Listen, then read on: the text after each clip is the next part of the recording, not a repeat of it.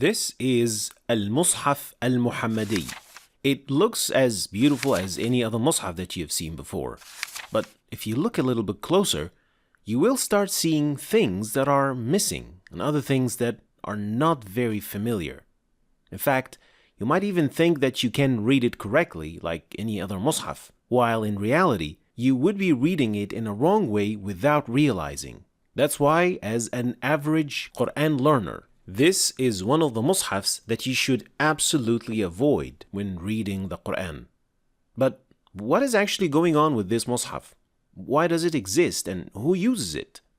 Well, although this mushaf is indeed written in the Uthmani Codex, like every other mushaf on the planet, it follows the Western writing conventions, which are not wrong, but they are so unfamiliar and almost never used outside this region. First thing that you see right off the bat, is this fa? Well, of course not. This should be qaf, judging from the context. But in reality, this is actually qaf, written with one dot, according to this writing convention. But how do they write fa then? Well, with a dot under it. And that is even before we started reciting. If you get into it, you will start seeing letters written differently from what you're used to, or that you would think that they are the same letters you're used to, while in fact they are other letters. For example, noon at the end of words would resemble ra and lam. Dad would resemble dha and sad. And of course, the fact that some letters like qaf or noon don't receive any dots only in certain positions, while in other positions they would receive a dot. Can you guess what this word is? Well, يَخْطَفُ أَبْصَارَهُمْ. What about this word? ذَلِكَ الْكِتَابِ. Also, there are no tajweed aids in that mushaf at all. So, no stopping symbols, no signs for nun sakina, tanween, assimilation, just the ayat. Finally, the division of this mushaf might not be what you're used to. For example, this mushaf is divided into 4 main parts, each having their section or separator within the mushaf. That's why this mushaf is also called Mushaful Khatmatul Ruba'iyya. This is what it looks like going through the end of a part or a section. Here, this is the end of Surah Al-An'am, which is the end of part 1. Then you will see the index for part 1. Then part 2 starts with Surah Al-A'raf in this unique style.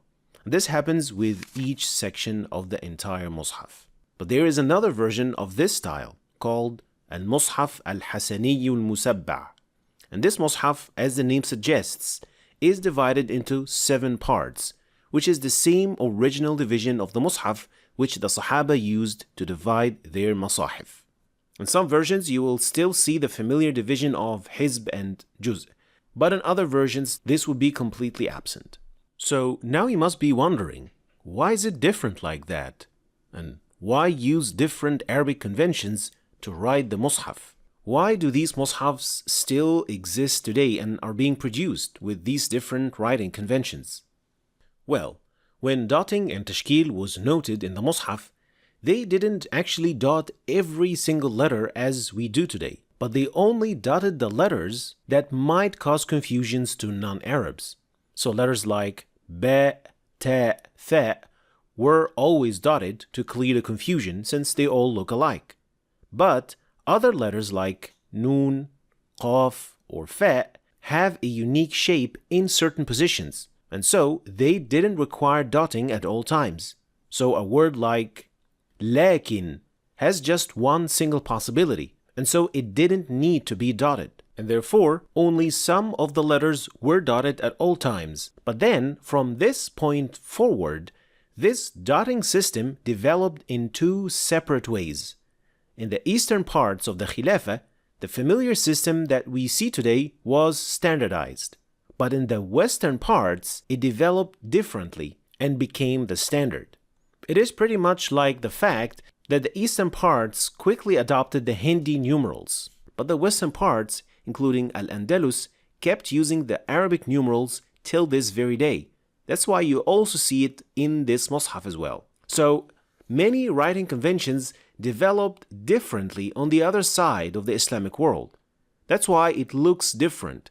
But to our brothers and sisters from Morocco, Tunisia, and parts of Algeria, this Mushaf is pretty well known and used by many. But for you as non-Arab, you should always stick to the regular Arabic Mushaf that you are used to, since it also follows the standard Arabic writing conventions that you learned when you started learning Arabic. So, have you ever come across this Mushaf before? If you haven't, and you're curious about it, I left a link for it in the description. Thanks for watching. If you want to start learning the Tajweed, then start with this playlist. And also, don't forget to check my latest book about Tajweed and download the companion app. Thanks for watching, and I'll see you next time.